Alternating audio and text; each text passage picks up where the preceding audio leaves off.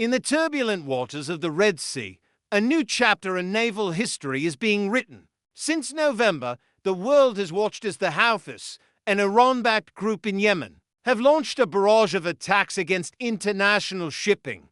Their drones, anti-ship cruise missiles, and ballistic missiles have threatened one of the world's most critical maritime choke points. But standing in their way is the formidable power of the United States Navy, led by the flagship aircraft carrier, the USS Dwight Eisenhower. Carrier Strike Group 2 has been at the forefront of this defense.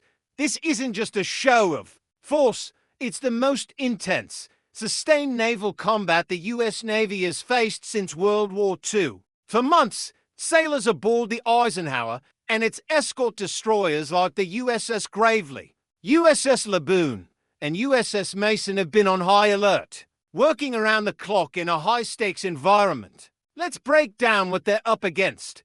The Houthis are using a sophisticated mix of weaponry. They have suicide drones that can loiter for hours before striking, anti-ship cruise missiles that skim the sea surface to evade radar, and perhaps most alarmingly, anti-ship ballistic missiles. These ballistic missiles plunge down from the upper atmosphere at incredible speeds, making them extremely difficult to intercept. The Navy's response has been nothing short of remarkable. The primary defense system is the Aegis Combat System, deployed on the Navy's destroyers. This advanced network of radars, computers, and missile launchers can track and engage multiple threats. Simultaneously, the workhorse of this system is the Standard Missile family, particularly the SM-2, SM-3, and SM-6. When a threat is detected, the Aegis system springs into action. Radars on the destroyers lock onto the incoming missile or drone.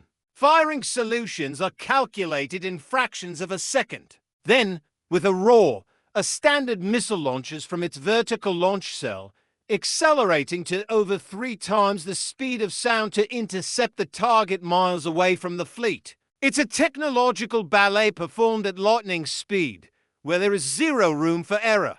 But it's not just about defense. The US and its coalition partners, including the United Kingdom, have also gone on the offensive. Operation Poseidon Archer is the name given to these counter-strikes, using fighter jets like the F/A-18 Super Hornets from the Eisenhower and Tomahawk cruise missiles launched from ships and submarines. The coalition has targeted Houthi command centers, launch sites, and weapons depots inside Yemen. The goal is clear: to degrade their ability to continue these reckless attacks. Think about the pressure on the sailors involved. Every day, they face the real possibility of combat. The pilots launching from the Eisenhower's deck, the radar operators staring at their screens for hours, the missile technicians ensuring every weapon is ready. They are all part of a complex human and technological machine operating under immense stress. Their proficiency and courage are being tested daily. This conflict is also a historic first. It's the first time the SM-3 missile, originally designed to intercept ballistic missiles in space, has been used in combat.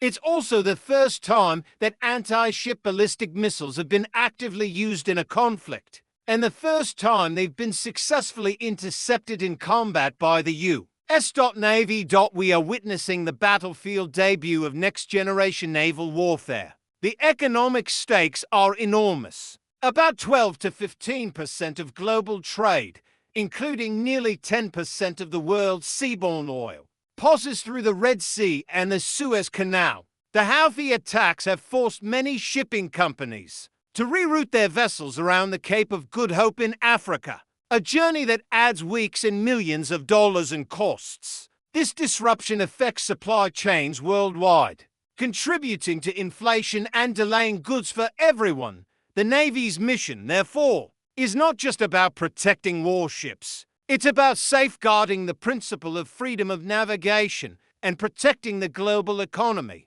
Their presence acts as a shield, allowing some commercial traffic to continue their passage with a degree of security. But the situation remains incredibly tense. The Houthis have shown they are resilient.